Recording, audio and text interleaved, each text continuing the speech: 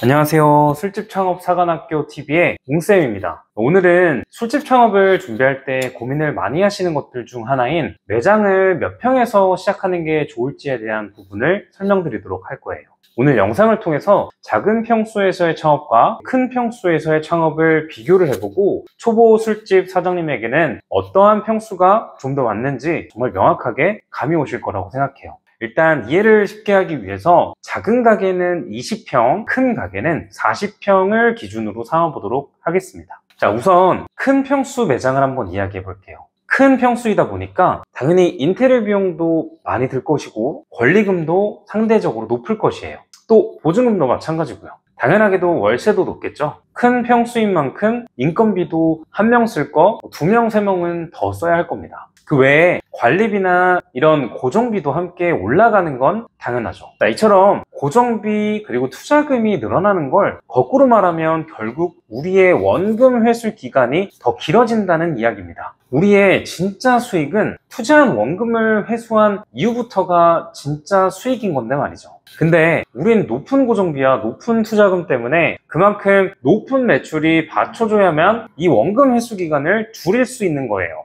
큰 평수에서는 월 매출 1, 2천이 아니라 월 매출이 5천, 6천, 7천 이런 식으로 고매출이 나와야 한다는 말인 거죠. 자, 여기서 이런 의문을 갖고 계실 수 있을 것 같아요. 당연히 더 큰 평수니까 당연히 매출도 높게 나오는 거 아니냐? 그리고 그만큼 더 벌면 되는 거잖아 라고 말이죠. 자, 그 생각이 얼마나 무서운 생각인지 한번 말씀드려 볼게요. 집중해 주세요. 자, 높은 매출에는 무서운 함정이 숨어져 있어요. 매출이 높으면 남는 액수가 당연히 커지지만 매출이 떨어진다면 적자폭이 정말 급격하게 커진다라는 함정이죠. 자, 한번 계산해 볼게요. 40평 매장에서 월 6천만 원을 팔았다고 한번 쳐볼게요. 이 매장의 수익을 계산하기 위해서 일단 비용을 먼저 대략적으로 한번 계산해 볼게요. 식재료 비용 35%로 책정해서 2,100만 원이 지출되고요. 월세 비용은 고정비로 600만 원이 지출됩니다. 인건비 비용은 25%로 책정하고 매달 고정적으로 1,500만 원이 지출됩니다. 기타 운영 경비로 7%를 잡아서 420만 원, 그리고 세금 비용으로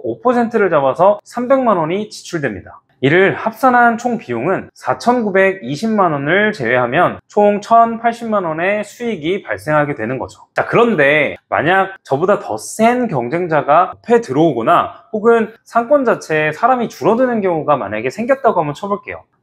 이런 문제들이 조금씩 생겨서 어느 달에 갑자기 매출이 3천만 원으로 줄었다고 한번 쳐볼게요. 이때 적자가 갑자기 얼마나 커지는지 한번 제가 계산을 해볼게요. 식자재 비용으로 변동비인이 35% 그대로 책정해서 1,050만 원이 나가고요. 월세 비용은 똑같이 600만 원이 나가겠죠. 그리고 인건비 비용은 고정적으로 나가는 돈이니 1,500만 원이 지출될 겁니다. 기타 운영 경비를 7%로 잡아서 210만 원, 그리고 세금 비용 5%를 잡아서 150만 원이 지출됩니다. 이를 총 합산한 총 비용은 3,510만 원이고요. 이 비용을 제외하면 마이너스 510만 원이 돼버립니다. 적자폭이 갑자기 확 커지게 되는 거예요. 이게 무서운 거예요. 근데 웅쌤, 아니 그러면 인건비를 줄이면 되지 않냐 라고 할 수 있는데, 이게 일 매출로 따지면 40평이다 보니까 사람이 또 언제 들이닥칠지 몰라요. 그래서 40평에 맞게끔 인력은 항시 세팅이 되어 있어야 합니다. 그렇지 않으면 손님들은 당연히 대응이 늦어지니 불편함이 커지겠죠. 당연하게도 고객 불만족으로 이어지고요. 그래서 사람을 쉽게 줄일 수가 없는 거예요.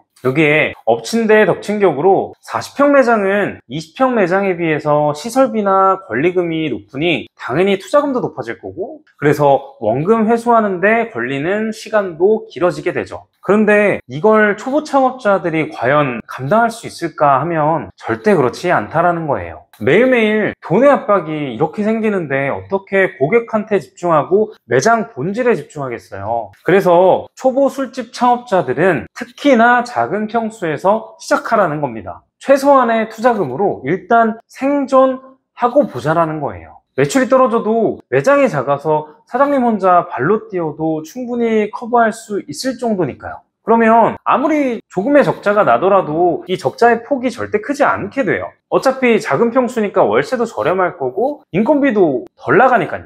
일단 이렇게 장사해서 생존하고 실력을 쌓고 경험을 쌓아서 어느 정도 고수의 반열에 올랐을 때 그때 큰 평수로 가서 노련하게 승부하자라는 겁니다. 자, 이제 큰 평수, 작은 평수 이 둘 중에서 어디를 선택해야 할지, 본인한테 맞는 건 어떤 곳일지 이제 좀 감이 잡히시나요? 자, 정리를 하자면 큰 평수는 장사 고수에게 적합하다. 초보라면 무조건 작은 평수에서 시작하는 게 유리하다라는 겁니다. 술집 창업 사관학교 TV는 오직 술집에 초점을 맞춰서 술집에 딱 맞는 좋은 내용과 정보만을 전달하고자 만든 술집 창업 전문 유튜브 채널입니다. 앞으로 대한민국 술집 사장님들 그리고 예비 술집 사장님들에게 꼭 도움될 수 있는 채널이 되도록 열심히 노력하겠습니다. 오늘 영상이 도움되셨다면 구독과 좋아요, 알림 설정까지 부탁드립니다. 지금까지 술집 창업 사관학교 TV의 웅쌤이었습니다. 안녕.